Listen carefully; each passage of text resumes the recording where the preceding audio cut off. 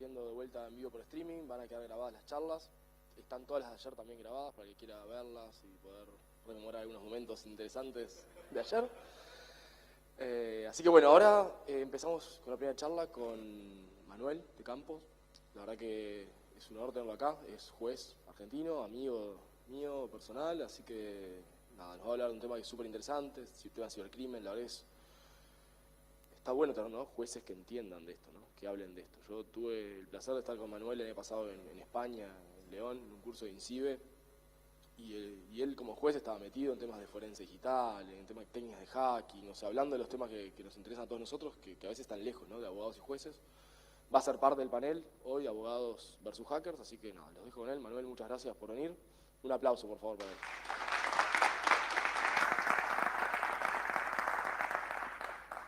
Bueno, muchas gracias a Mateo por la invitación, la verdad que es un gusto y es lindo compartir esto porque es compartir experiencias.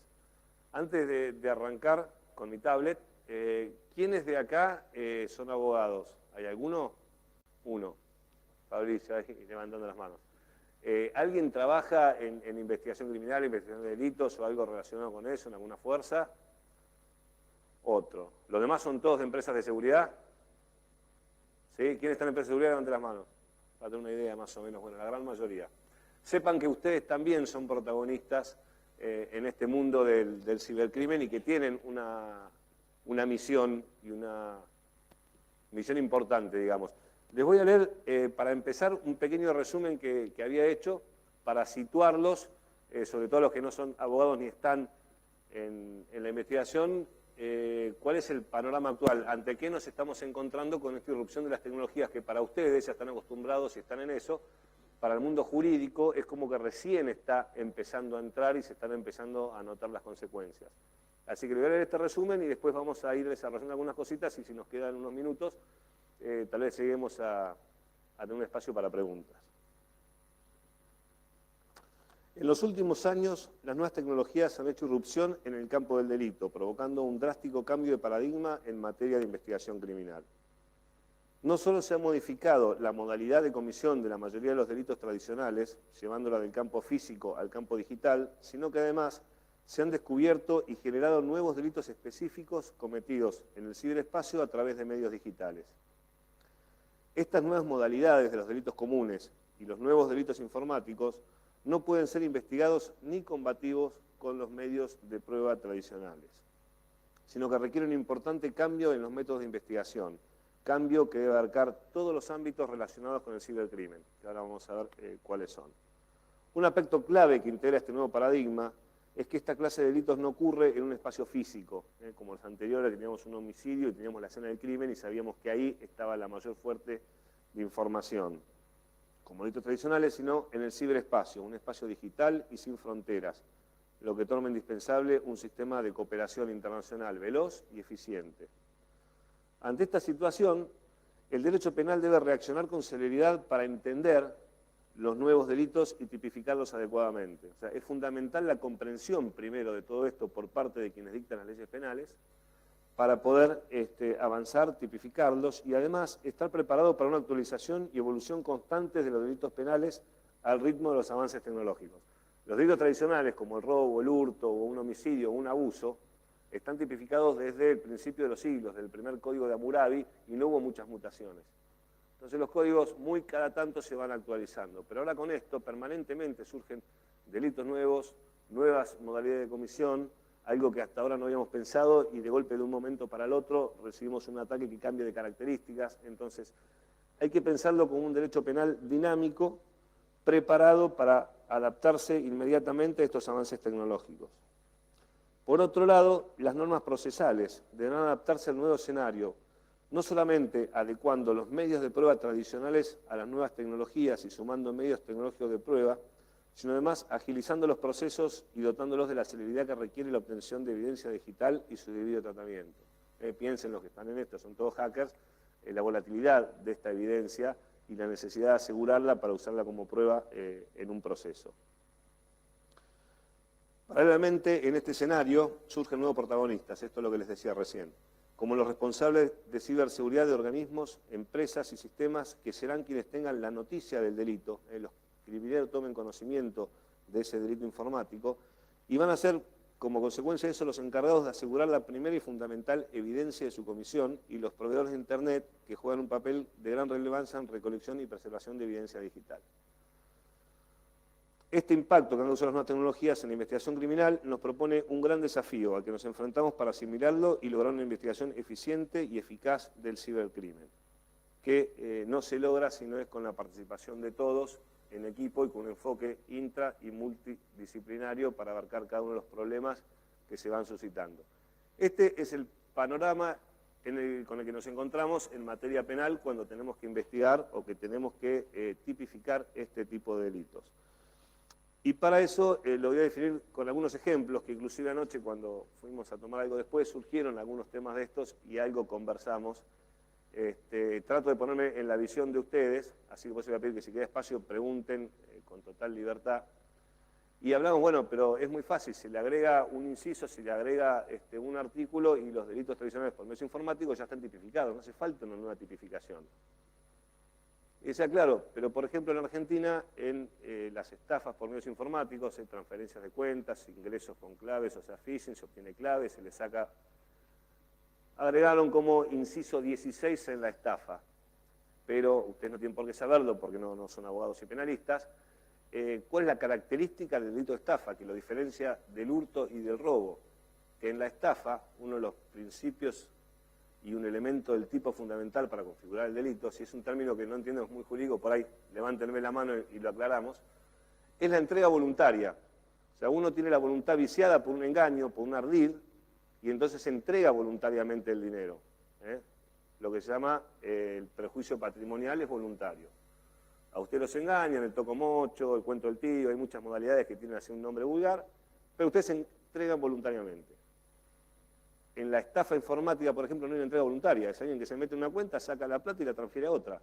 Nunca se enteró el dueño de la plata que estaba pasando eso. Se va a enterar cuando la vaya a buscar y no esté. Entonces, ¿qué dice un jurista? Pará, me falta un elemento del tipo. Yo no puedo imputar a esta persona un delito que le falta el elemento crucial. ¿Se entiende? Entonces no alcanza a veces con agregar algún inciso para ir emparchando un poco el código y decir, bueno, lo manejamos así. ¿Qué pasa, por ejemplo? Y todos los días tenemos ejemplos, y agarran el diario de la mañana, lo leen, con un ransomware.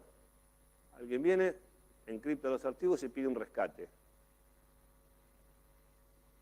Te pido ayuda a vos que sos abogado, ¿cómo lo tipificarías al ransomware?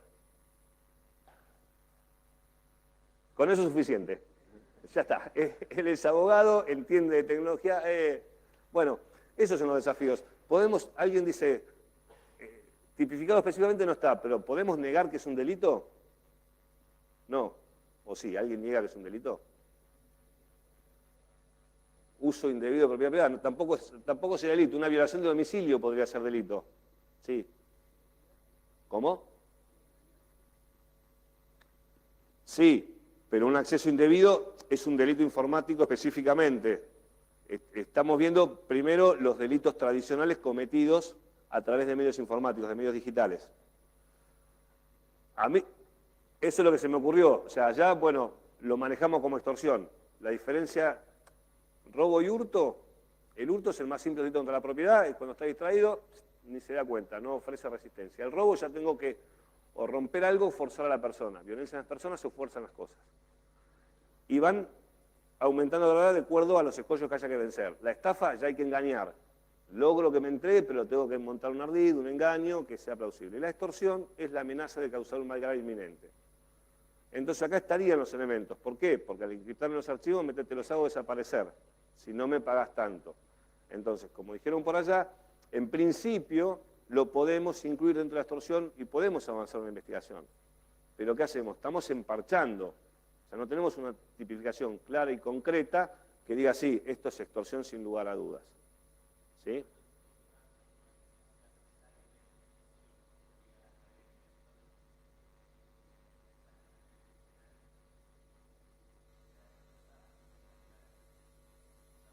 Exactamente, como pasaría con la estafa informática, con la transferencia. Falta un elemento tipo, y con el elemento del tipo está clarísimo que legalmente no se puede avanzar. Entonces fíjense cómo van surgiendo problemas ya desde los delitos tradicionales, y más allá con los delitos propiamente informáticos, como alguien mencionaba por ahí, el acceso indebido, ¿sí? Entonces decimos, bueno, ¿qué es el acceso indebido? Y viene toda esta discusión, que tal vez nos dé tiempo en el panel. Yo le decía a Mateo, en media hora voy a tratar de tirar un pantallazo y algunos bullets como para que quede pendiente. En media hora no podemos poder desarrollar absolutamente todo esto, pero sí para que tengan una idea del problema al que nos enfrentamos y cuál es el protagonismo que van a tener ustedes. ¿Qué pasa con los delitos propiamente informáticos?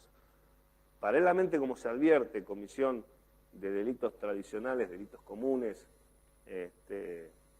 por medios informáticos, se advierte delitos totalmente nuevos, que no se conocían y que son específicos del ámbito digital.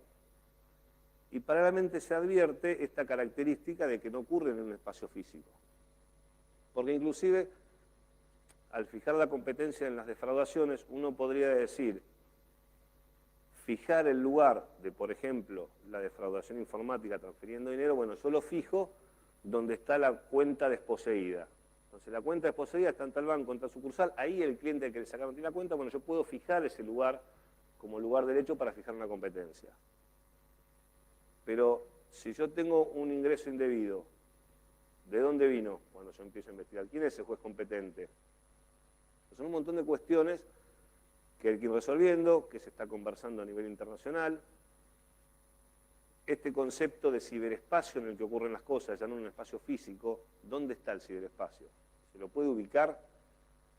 ¿Hay algún país que tenga soberanía sobre eso? ¿Qué pasa con las empresas? Yo, por ejemplo, en Argentina, quiero intervenir un teléfono, quiero algo, le tengo que avisar a la empresa, obviamente está el organismo que interviene, y muchas veces le tengo que ir a la empresa que me dé los datos, saber quién es el titular de esta línea, domicilio de pago, si tiene un teléfono adjunto, las sábanas de entrada y saliente, las activaciones de celda, pero yo lo tengo que pedir a la empresa. Si la empresa no me lo da, le digo, bueno, mando una orden de presentación, va un policía con la orden de presentación y dice, mire, me tiene que dar todo esto ya. Y si no me lo da y no se lo da al policía, tengo la facultad de hacer un allanamiento, ir al lugar y tomar yo los datos que necesito. ¿Qué pasa con Google? ¿Le puedo hacer eso a Google? Si yo quiero un dato de Google para una investigación, a Facebook, le puedo decir, che, Facebook, mirá que si no te voy a llamar. Facebook todavía se está riendo si le digo eso. Entonces, ¿cómo logramos la cooperación de todas estas empresas cuando tenemos delitos meramente informáticos? Les voy tirando todas las cosas, después vamos a ver con los tiempos que podemos avanzar un poquito más. Ayer hablaba Eduardo Caroso de Internet de las Cosas y la seguridad de Internet de las Cosas. Con Internet de las Cosas se pueden hacer ataques a través de, y si esas cosas tienen contacto con Internet, hasta se pueden cometer homicidios, por ejemplo.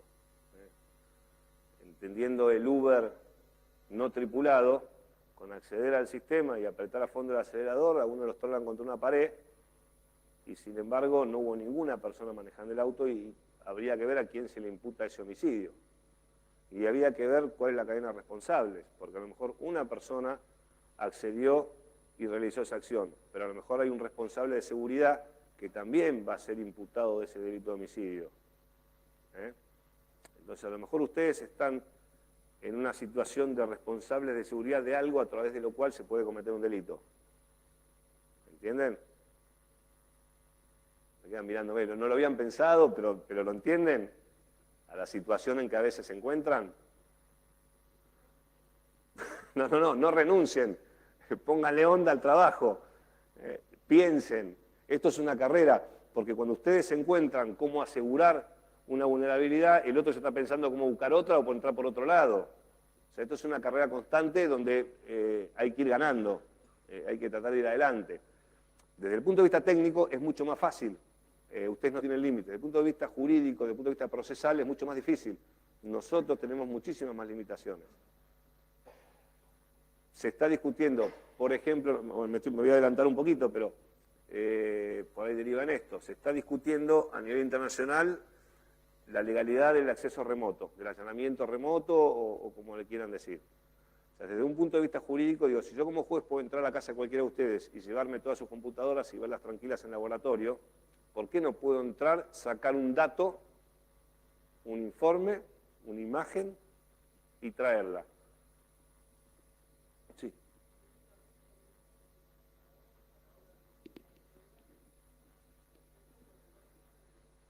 Por ejemplo, con...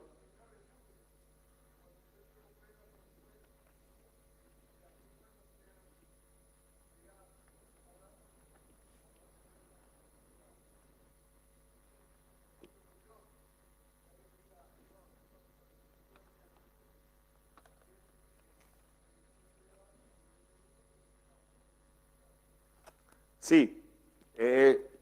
Bueno, me voy a tener que parar porque no se quiere quedar si estoy sentado. La panza me lo empuja para afuera. Cosas que pasan a determinada edad. Lo pongo en el bolsillo.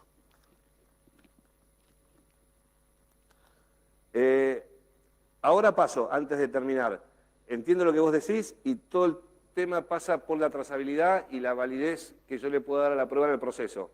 No es que en principio no se toma.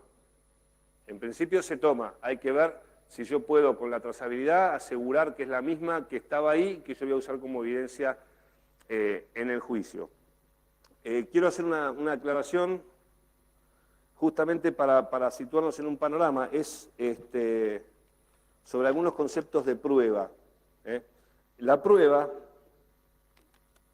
tiene 4 aspectos que normalmente se los confunde, se utiliza indistintamente uno del otro. El primero es el elemento de prueba. El elemento de prueba es el dato que objetivamente se incorpora a un proceso y nos da un conocimiento, que puede ser cierto o probable, según el medio de prueba que vamos a ver qué es cada cosa. Por ejemplo, en un testigo, los dichos del testigo, el dato que aporta, yo vi tal cosa, ese es el elemento de prueba. El sujeto de prueba es el intermediario entre ese elemento de prueba y el juez. En el caso de los testigos es la persona del testigo. En el caso de un perito, por ejemplo, es el que tiene los conocimientos que al rastro levantado de la escena le va a aplicar el método científico y va a sacar una conclusión. ¿Sí? Después está el medio de prueba, que es la regulación legal de cómo se incorpora esa prueba al proceso. Por ejemplo, siguiendo con el ejemplo del testigo, la regulación que dice que los familiares en primer grado no pueden ser testigos en contra del familiar, que los menores, que declaran bajo juramento, cuáles son las penas del falso testimonio. Entonces, todo eso es el medio de prueba. ¿Sí? Y finalmente, el cuarto aspecto es el objeto de prueba. El objeto de prueba es aquello sobre lo que está investigando. O sea, el hecho que nosotros tenemos como hipótesis. ¿Sí? O sea, quedó claro entonces los 4 aspectos que son distintos y hay que tener en claro cuál es cada uno de ellos. El tema que preguntaban hacia el fondo va a ser sobre el medio de prueba y cómo lo manejamos. Que ahora voy a llegar a eso. Porque también quiero aclarar otro concepto de cuando se habla de evidencia digital, a veces hay alguna confusión. Pregunta en general. Para ustedes, ¿evidencia y prueba es lo mismo? Levanten la mano los que digan que sí. Yo no los veo, solamente para un montón de manos. No es que vos dijiste tal cosa, no. Levanten la mano los que dicen que no, que son cosas distintas. Mayoría. Bien, ¿algunos se animan a decirme por qué son distintas? ¿O cuál es la diferencia entre evidencia y prueba? ¿Cómo?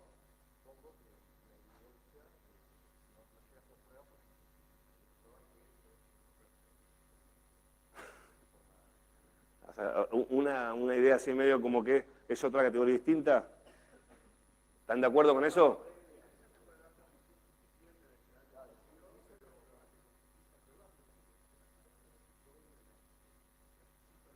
Eso es al margen y paralelo. Estamos hablando de la diferencia conceptual entre evidencia y prueba. Porque esto es fundamental para que entiendan lo que es evidencia digital. Porque muchas veces se habla de evidencia digital y a veces no sabemos exactamente qué estamos diciendo. Tenemos una idea, sabemos que es algo que está en un sistema y que nosotros lo traemos, pero no sabemos exactamente qué es. Y por ejemplo, entre rastro y evidencia, ¿ven que hay alguna diferencia o no? ¿O es lo mismo? Uno es la presunción y el otro es... De algún lado va, de algún lado va. Pero vos te haces trampa porque ya tenés conocimiento de esto. La idea es que digan los que están. Sí.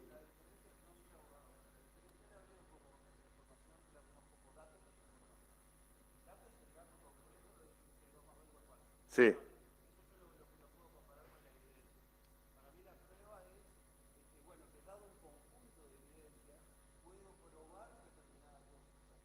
Con una sola evidencia podés probar una cosa, según lo que me decís, no, por ejemplo.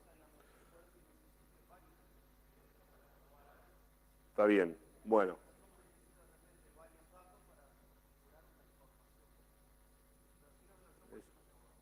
Está bien. No, pero no importa, por eso me interesa la visión, porque acá salvo él, entonces casi ninguno es abogado, entonces me interesa esa visión, que es la idea de que venga yo hoy acá a un congreso de hackers, ¿no? Porque si no, no tendría mucho sentido si vengo solamente con... No, y esto por eso los quiero aclarar porque también va a ser importante cuando ustedes les hablen de evidencia digital. Rastro o indicio, evidencia y prueba son tres categorías distintas de lo mismo. Se los voy a poner con un ejemplo de algo físico que por ahí para mí son más fáciles de asimilar y después lo trasladamos al campo digital. Vos marcame cuando vaya, Mateo, porque por ahí me entusiasmo. Cuando nosotros llevamos una escena de un crimen, por ejemplo, tenemos un cadáver y vemos una mancha. ¿Esa mancha qué es? Sí, es una mancha, obvio. Me refiero a si es rastro, evidencia o prueba. Rastro, eso estamos todos de acuerdo, ¿no? ¿De qué es esa mancha que está al lado del cadáver? Suponemos que es de sangre. Es verdad, como dijo alguien, una suposición y va llegando. Fíjese que algunas palabras dijeron, pienso que es sangre. Yo me trazo una hipótesis. Tengo un cadáver, tengo sangre, bueno, este lo mataron con una puñalada porque hay un cuchillo ahí. Yo me trazo una hipótesis. Entonces digo, bueno, esto puede ser sangre, todavía no es nada, es un rastro. Yo lo levanto, lo mando al laboratorio, le aplican el método científico y me dicen, sí, esto es sangre, tal grupo y factor, tiene estas características y este es el ADN. Bien, ¿qué es eso? Una evidencia. ¿Por qué? ¿Qué es una evidencia? Es una certeza, es una certidumbre patente y clara y es tan cierto que ningún otro perito que aplique correctamente el protocolo del método científico puede llegar a una conclusión distinta. ¿Sí? O sea, una evidencia es una certeza. Estamos totalmente seguros de esa afirmación que aparece después de la aplicación del método científico. ¿Verdad? ¿Y qué le falta a eso o si eso ya es prueba? ¿Es prueba eso? Exacto, hay que compararlo con algo. Entonces, yo tengo un sospechoso, le saco la muestra y coincide, ahí esa evidencia se recategoriza en prueba. Entonces, primero en un rastro se le aplica el método científico y ahí se recategoriza en evidencia y esa evidencia se la compara con la muestra del sospechoso y ahí se convierte en prueba. ¿Sí? En ese camino, como alguien mencionó allá, tiene que haber una cadena de custodia. O sea, yo cuando llego al momento final del juicio, cuando se va a aplicar una resolución condenatoria, tengo que demostrar claramente que ese rastro que se levantó permaneció inalterable, fue conservado en las condiciones que se debe conservar, la pericia fue hecha siguiendo los protocolos y esa prueba que va a ser al final fue consecuencia razonada y está comprobada toda la trazabilidad. ¿Se entiende? ¿Qué pasa? Y me estoy adelantando un poco. Con la evidencia digital. Bueno, vamos a ir acordando. ¿Qué pasa con la evidencia digital? Silencio. ¿Qué pasa en el ejemplo que les puse recién? ¿Quiénes son los que levantan los rastros, ese rastro de la escena del crimen? Eso sí lo tienen que saber, porque muchos CSI, alguna película. Los policías que llegan primero, los cuerpos especializados y periciales de las fuerzas de seguridad, sea cual fuera, según el ámbito que estén desarrollando, que son los que tienen primera noticia del crimen. O sea, el policía es el que se entera porque está en la calle, porque aparece el cuerpo, porque ve lo que están robando, es el que tiene la primera noticia y traza la escena y cumple con estos primeros pasos. ¿Qué pasa en los delitos informáticos, digitales, o como le quieran decir? ¿Quién es el que tiene el primer contacto con el delito, el que se entera de la comisión de un delito? Por eso, pero ¿quién lo sufrió? Supongamos el ataque de ayer o el ataque de un banco. ¿El dueño de la cuenta o se entera primero el banco a veces? Si ustedes son encargados de ciberseguridad o de seguridad informática de una empresa y la empresa recibe un ataque, ¿quién es el primero que se entera? La empresa. O sea, no es la policía. Entonces, ¿quién va a ser el encargado? Usted recibe un ataque, ¿qué hacen? ¿Qué es lo primero que hacen cuando reciben un ataque? Es verdad. Qué bueno que lo dijo él, así no lo tengo que decir yo. ¿Qué es lo que deberían hacer? Pregunto entonces. Preservar. Porque yo pongo un ejemplo que a mí me parece claro y siempre asimilo el mundo digital para que quede más claro todo esto. Si yo tengo una persona con 2 balazos acá en la puerta, llega la ambulancia sabe que el objetivo primero es salvarle la vida. pero también sabe que eso es una escena del crimen. Entonces trata de asegurar la evidencia lo más posible, trata de destruirla lo menos posible, porque saben que a partir de ahí empieza una investigación tendiente a determinar quién fue el que le pegó los 2 tiros. Lo que pasa en el campo del delito informático, generalmente el encargado de la seguridad informática de una empresa, ¿qué hace? Quiere neutralizar el ataque, si quiere contraatacar, pero no se fija que de esa forma a lo mejor está destruyendo la evidencia. ¿Sí? Entonces, hay que empezar a pensar en esa mentalidad, porque ¿qué pasa con cualquier tipo de delito? ¿Para qué sirve el Código Penal? La pena tiene una función, que tiene una función de prevención también. Entonces, si los atacantes saben que estos delitos no se persiguen, porque a las empresas no les conviene denunciarlo, o no quieren o no aseguran la evidencia, van a seguir. Ahora, cuando se empiece a poder asegurar evidencia como para determinar de dónde vino el ataque y eventualmente quién fue el que perpetró el ataque y esa persona sea detenida y se empiecen a detener personas que cometen ese tipo de delitos, ese tipo de delitos naturalmente va a tender a disminuir. Independientemente de que tecnológicamente se vaya progresando y obviamente va a haber que tener que progresar en el sentido contrario para ver cómo se contrarresta, cómo se previene. O sea, la ciberseguridad que hacen ustedes es prevenir delitos, ¿sí? Es una coraza informática para que no puedan entrar de ninguna forma. Pero siempre van a encontrar la forma. Y una vez que entren, usted va a encontrar la forma de que no entren de esa manera, pero van a encontrar de otra. Entonces, ¿cuál es la forma de cortar eso en algún momento? Buscar la forma de engancharlo, de saber quién es, de dónde viene. ¿Sí? Y es bueno si eso lo hacen en todas las empresas en general. Si se empiezan a hacer un observatorio, si se empiezan a hacer estadísticas, si se empiezan a determinar el log de conexión, si se empiezan a determinar las IP de dónde vienen, hacer un listado no sé, una lista negra de IP, no sé cómo le quieran decir, pero empezar a ver todas estas cosas. Y acá contesto, creo que a vos desde el fondo me habías preguntado sobre la prueba que trae la empresa o que trae el que denuncia. Supongamos, nosotros hicimos allá en Argentina ejercicio nacional de respuesta ante incidentes cibernéticos, ¿no? Entonces mandamos los ataques, estaba yo como juez, había un fiscal, había un policía y estaban todos los CERTs ahí a ver cómo reaccionaban. Eran equipos de 5 por distintas fuerzas y distintos organismos. Entonces venía la reacción y les decíamos, ustedes tienen que probarnos que esto pasó para que nosotros avancemos la investigación, después los cuerpos especializados de las policías en cibercrimen y todo eso. Y bueno, pero ¿cómo hacemos? Nosotros tenemos un ataque, yo no sé, piensen. Yo creo que si alguien les escribe a sus respectivos mujeres, esposas, novias, y dicen, che, no, acá no vinieron, no están en Uruguay y les mandan un chat y dicen, che, ¿dónde estás? Ustedes, no sé, van a sacar fotos de acá, me van a sacar fotos a mí con ustedes, le van a sacar fotos a Mateo, o sea, van a sacarle fotos del pasaje. Si se les ocurren 10 formas de cómo probarles que efectivamente están acá. Esto es algo parecido, yo no les puedo decir como abogado y como juez cómo lo prueban, pero por ejemplo, captura de pantalla con un escribano, determinar los logs de conexión, tratar de determinar IP. La forma técnica la piensan ustedes. Lo que yo sí voy a exigir, y ahora sí te respondo la pregunta, es que se pueda asegurar la trazabilidad. ¿Sí? Si me captura pantalla, sí, qué sé yo, si me capturaste en otro lado, bueno, pues no sé, que se vea el fondo de la empresa, si tienen una empresa grande con escribano, que el escribano haga un acta. La forma después se ve. Hay montones de formas técnicas que por ahí da para mucho más y allá ya me están bajando, me habían puesto 5 hace un ratito, así que me van cortando.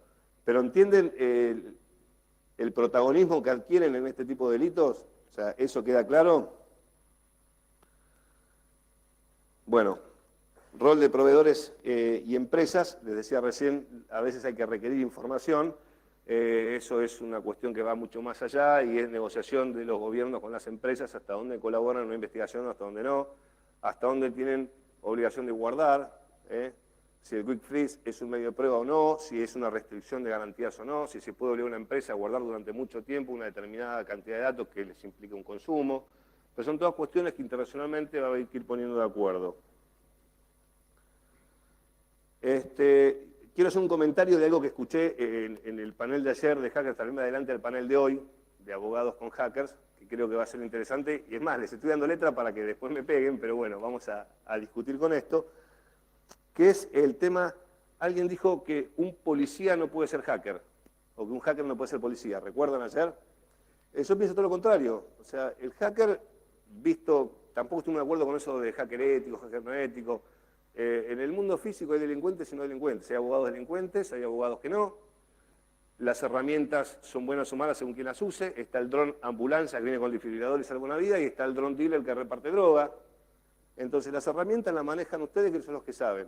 Lo que hagan con eso es lo que va a definir si son delincuentes o no son delincuentes. Pero la policía necesita hackers, necesita gente que sepa muchísimo de eso, es más, que sepa más que los otros para poder investigarlos, para esa carrera que decía recién. Entonces, con ese argumento creo que sí quería hacer esa aclaración de ayer, que considero que sí, que es necesario y que es importante que en las fuerzas de seguridad haya hackers, o como lo quieren decir, técnicos o especialistas en este punto.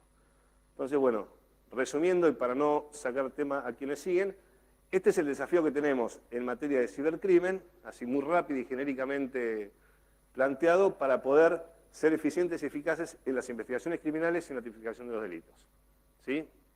¿Alguna pregunta? Bueno, muchas gracias por todo.